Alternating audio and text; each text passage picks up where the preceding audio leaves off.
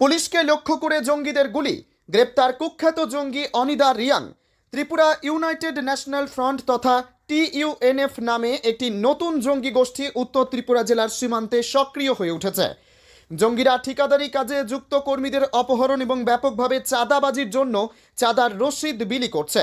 এমন খবরের ভিত্তিতে আনন্দবাজার থানার ওসি পুলিশের শীর্ষ মহলে বিষয়টি জানানোর পর এরপরই উত্তর ত্রিপুরা জেলার পুলিশ সুপার এবং কাঞ্চনপুরের পুলিশ আধিকারিক সহ আনন্দবাজার থানার ওসি এস ডালং খাংতালাংয়ের সেতু দেয়ার এলাকায় অভিযান চালায়।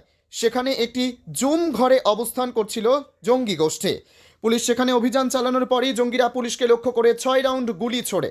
আত্মরক্ষার্থে পাল্টা 5 রাউন্ড গুলি চালায় পুলিশও। এরই মাঝে অভিযান পুলিশ গ্রেপ্তার করে অনিদা রিয়াং নামে এক কুখ্যাত জঙ্গিকে। তার কাছ থেকে বন্দুক, কার্তুজ এবং খালি কার্তুজ উদ্ধার করেছে পুলিশ। এই জঙ্গি গোষ্ঠীর অন্য সদস্যরা পালিয়ে যেতে সক্ষম হয়।